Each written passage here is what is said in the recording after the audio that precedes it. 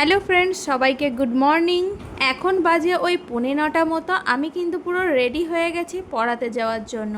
চলো পড়াতে যাই। আর এই দিকে দেখো আকাশটা কেমন মেঘলা মেঘলা করে আছে, জানি না বৃষ্টি হবে কি না।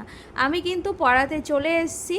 তারপরে মাঝে বাজারে গেছিলাম কিছু ঠাকুরের জন্য জিনিসপত্র নিতে, দেখো সেটা নিয়ে এবার আমি বাড়ি। আকাশের পরিস্থিতি খুব একটা ভালো ছিল না, তারপরে বাড়ি চলে আসলাম। আর এসে দেখলাম দিদি জল ধরছে। তারপরে আমি আর বেশি ওয়েট না করে স্নানটা করে নিলাম, কারণ যা ভীষণ গরম পড়েছে, তাই আমি আগে আগে স্নান করে নিলাম। আর আজকে যেহেতু বৃহস্পতিবারে স্নান না করে মা রান্নাঘরে ঢুকতে দেয় না।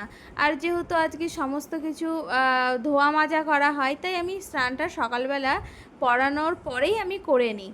দিয়ে দেখো আমার চুলটা বাঁধা কমপ্লিট। এবার আমি খেতে চলে যাব, কারণ আজকে হচ্ছে বৃহস্পতিবার আর মা ভাত খায় না। তাই মা ঘুগনি রান্না করেছিল, তাই সেটাই এখন খেয়ে নেব।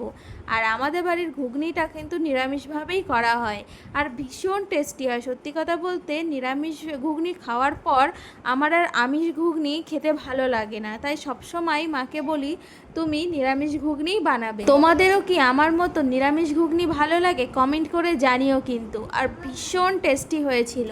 দুপুরবেলা একটু ঘুমিয়েছিলাম, তারপরে মা রান্না করেছিল ঝিঙে ভাজা, আলু উচ্ছে ভাজা আর পটলের তরকারি। সেটাই এখন খেয়ে নেব, তারপরে পড়াতে যাব। আর এই কম্বিনেশনটা কিন্তু খুব ভালো লাগে। তোমাদের ঝিঙেও কার কার ভালো লাগে কমেন্ট করো। খাওয়া দাওয়া তো কমপ্লিট হয়ে গেল, এবার যাব পড়াতে। বেশি দূরে না, আমাদের বাড়ি থেকে 2 মিনিটের হাঁটা পথ। দেখো এবার আমি যাচ্ছি পড়াতে। আর আজকের ওয়েদারটা খুব একটা ভালো না, তাই পড়াতেই দেখলাম ভীষণ মেঘ গড়েছে, আর বাইরে সঙ্গে সঙ্গে হাওয়াও দিচ্ছে আর বৃষ্টি পড়তেও আরম্ভ করলো। জানি না এই বৃষ্টি কতক্ষণ হবে আর কখন বাড়ি যাব। তারপরে কাকিমা দিয়ে দিয়েছিল একটু ডাবটা খেয়ে বাড়ি